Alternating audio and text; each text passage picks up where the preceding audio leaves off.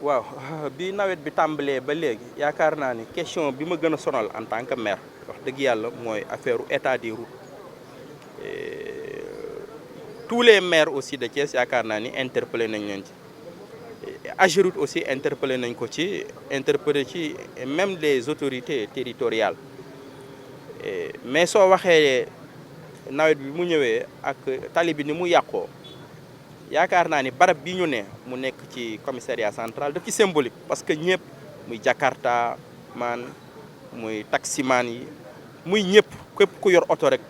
di conducteur yor sa numéro envoyé na la message en tant que monsieur le maire interpellé la ci situation des routes muy question yu extrêmement complexe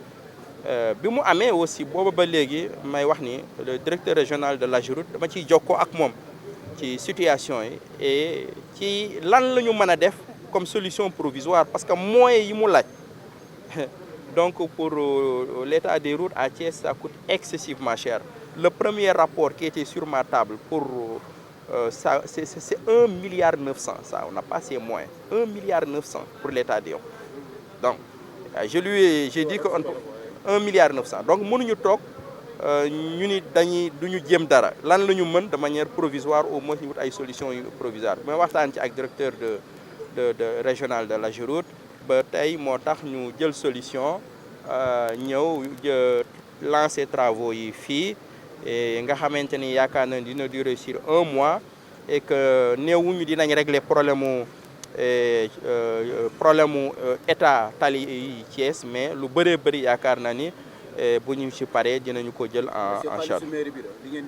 Ah oui, ah bien sûr. Est-ce que am na yeneen possibilité et bon voilà on le souhaite état central bu baax a baax a baax a baax je pense bien que ni dina ñëw yàggatul comme dit le chanteur yàggatul xéwal yaa ngi ñëw. problème yëpp du réglé mais dina am lu mu wàññi. oui dina am lu ñu wàññi ñun dinañu ngi ci AGEROUTE mi ngi ci et je pense que suñu boolee suñu ñaari solution yooyu yaakaar naa ni lu bëri dina wàññeeku bu soobee yàlla. wàllu courant bi yaa ngi si 3e phase gis nañ jeexital bi mais ñu ngi nemmeeku également si buntu yenn écoles yi tableau yi ñu ngi koy def parce que affaire sécurité routière la. oui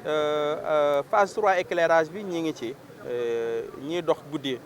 xam nañ ko bu baax a baax ñi jaar ci Jean Collin bi aussi gis nañ travaux yi avancé na gis nañu ni poteau yi ñëw na et peut-être def lumière yi rek moo desee et entreprise bi jël nay engagement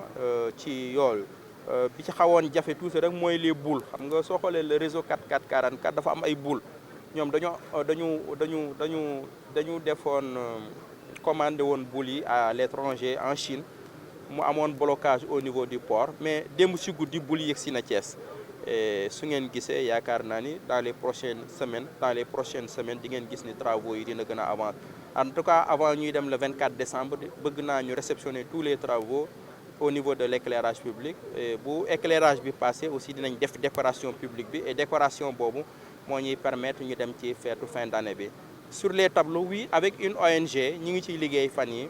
une dizaine d'écoles lañ ci ciblé pour ñu def les tableaux de signalisation parce que au niveau des écoles elles sont très exposées mais au-delà de ça am nañu ci projet bu gën a yaatu au-delà de ça am nañ ci projet bu gën a yaatu et boo xamante ni liggéey nañ ci ak les études bu baax a baax et suñu projet de budget bi ñuy voté le 5 décembre bi inscrire nañ ko ci un budget de 75 millions boo xamante ni yaakaar na ni li tableau de signalisation routière ak traçage des routes dinañ ko jël en charge question boobu. askan bi pour ñu saytu liggéey bi également suivi bi. waaw suivi bi farata la parce que soo xoolee tey travaux yi ñu engagé ci rocade bi sud bi avec Jean Collin travaux yi ñu fa engagé niveau bi mu toll phase 3 bi yëpp éclairage nous a coûté 347 millions. Tout le réseau 4444 ñu reprendre ko à zéro nga dem ci Mikeland bi ñi nga fa sur 324 millions d'investissement ci Mikeland bi nga jël sur feu tricolore yi on a dépassé les 200 millions sans parler des autres, presque 1 milliard. Et moom laa la doon wax sànq man ni chaque mardi dañuy daje ci place de France mooy fi Mikelane bi nekkoon di def réunion de suivi réunion de chantier boo xamante ni bureau de contrôle bi dafay nekk, bureau d'étude bi dafay nekk, bureau d'architecte bi, les agents de la mairie. Mais première question ak entreprise bi nga mais première question bi nga xam ne chaque jour moom ngay xalaat mooy suñu paree est-ce que Thiessois yi antan nañ travaux yu mel nii. Quand je dis Thiessois yi antan nañ travaux yu mel nii mooy gestion bi, parce que c'est des investissements lourds. Et ensuite dafa laaj comportement bu bees, parce que investissement ba fa ne su ko nit ñi songee ak benn comportement ak benn indiscipline du taxaw loolu chaque jour dama ciy xalaat. Défi la nag défi la, je pense bien ci wàllu pédagogie wax ak askan wi et mettre en place aussi un mécanisme boo xamante ni travaux yi ñu fay def aussi duñ toog 6 mois après wala 1 an après mu daal di am ay jafe-jafe. Monsieur le maire, yàlla ku fay dem bari fay tànk di dugg ci roq-roqaat yi marché bi tàkk na moom waru la bett, waaw bu dul tàkk-tàkk it mën a nekk beneen jéeye loo xamante ni vraiment yaakaar naa ni gouverneur bi fi newoon def na ay réunions yu bëri sur la gestion du marché. Du lu bees, c'est récurrent. Évidemment li ma mën rek mooy Mamadou Diakhaté di suma rak,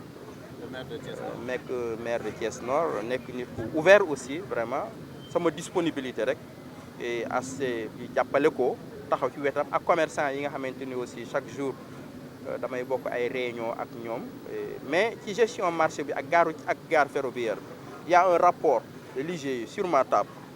Le rapport est antérieur suñu ñëw ci mairie bi, moo tax je dis que bëggu ñëw créer ay polémiques yu. Le rapport dit que la gestion du marché central ak gare ferroviaire bi mënuñu ci génne loxo mairie de la ville.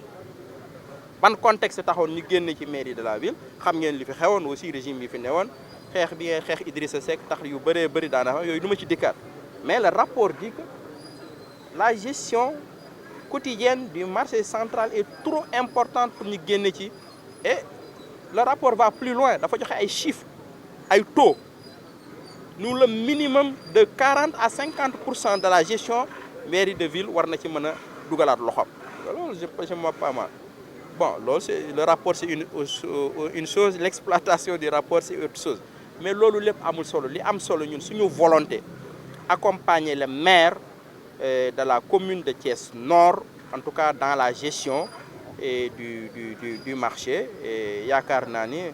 su ma jógee nii ci commerçant yi laa jëm dinaa am ay waxtaan ak ñoom et ñun lépp lu ñu leen mën a jàppale rek taxawu leen ko dinañ ko def. May remercier le commissaire central, son représentant mi ngi woon ci lancement yi, mi ngi nii ci suñu wet aussi, di ko remercier bu baax a baax. Merci. Bon, tout d'abord, permettez-moi de remercier le maire de la ville, M. Babacar Diop, ici présent, comme il l'a dit, avec l'hivernage qui vient de se terminer, la ville a reçu beaucoup d'eau, qui a beaucoup éprouvé le réseau routier. Raison pour laquelle on a eu des dégradations sur pratiquement l'ensemble du réseau de la voirie. Ce qui nécessite bien sûr une intervention en termes d'entretien, que ce soit de l'entretien courant ou de l'entretien périodique. Et comme il l'a dit depuis le début, on ne cesse de collaborer sur ce point pour voir quelles sont les possibilités qui s'offrent à nous, qui se dégagent devant nous pour pouvoir réaliser ces travaux d'entretien, pour assurer, en tout cas relever un peu le niveau de service de la voirie de Thiès.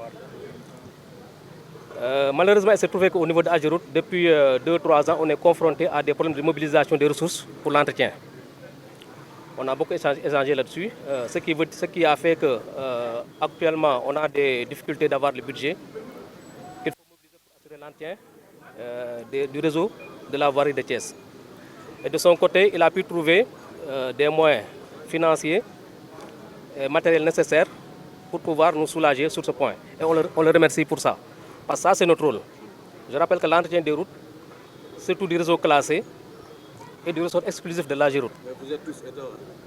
Oui, d'accord, mais c'est exclusif de l'Ageroute. Donc c'est pourquoi cette collaboration entre les entités de l'État est importante. Et je disais tout à l'heure, je le remercie pour ça. Alors, particulièrement pour ce qui concerne l'axe sur lequel on est aujourd'hui, Donc c'est l'axe qui passe devant le commissariat central et qui est un axe névralgique, qui est une partie de la RN2 qui va vers Saint-Louis. Donc on a échangé là-dessus et vu qu'on est en train de préparer un programme qui pourra nous permettre, en tout cas d'assurer l'entretien périodique de cette route, mais en attendant cela, le maire a dégagé une enveloppe pour pouvoir assurer l'entretien courant, c'est-à-dire le bouchage des nids de poules et les travaux, les travaux plus ou moins importants qui vont avec. Maintenant, comme j'ai dit tout à l'heure, pour ne pas laisser la route en état et assurer au moins un niveau de sécurité assez acceptable, on a décidé d'accompagner la mairie, de collaborer avec elle pour pouvoir réaliser cet entretien courant. Maintenant, après nous, on va suivre pour réaliser l'entretien périodique. Donc notre objectif c'est de mettre un tapis sur cet axe-là pour pouvoir au moins assurer la durabilité de cette route. Maintenant, il faut signaler aussi qu'il y a un point bas au niveau de cette route, surtout devant le commissariat central, qui nécessitera un traitement parce qu'il y a un assainissement qu'il faudra mettre sur place pour pouvoir évacuer les eaux. Et c'est ça qui a causé quand même la dégradation assez prononcée de l'axe sur cette partie-là.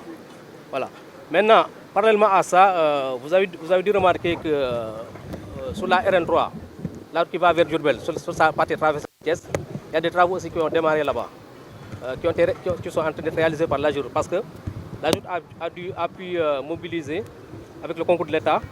un financement de la BOAD pour au moins assurer l'entretien courant des réseaux structurants, c'est-à-dire les routes nationales, régionales et départementales, au moins pour pouvoir assurer un trafic assez, un niveau de service assez acceptable sur le trafic interrégion. Donc vous avez dû voir sur la partie traversée de Thiès, dans la RN3, les travaux sont en cours depuis un peu plus d'une semaine. Donc c'est pour vous dire qu'on est là-dessus en collaboration avec la mairie et on va accompagner la mairie par rapport aux travaux d'entretien qu'il est en train de faire sur la voirie, par rapport à la qualité, par rapport au suivi des travaux, pour qu'in fine, qu'on puisse avoir des travaux de qualité, des travaux qui peuvent durer et qui peuvent assurer quand même un soulagement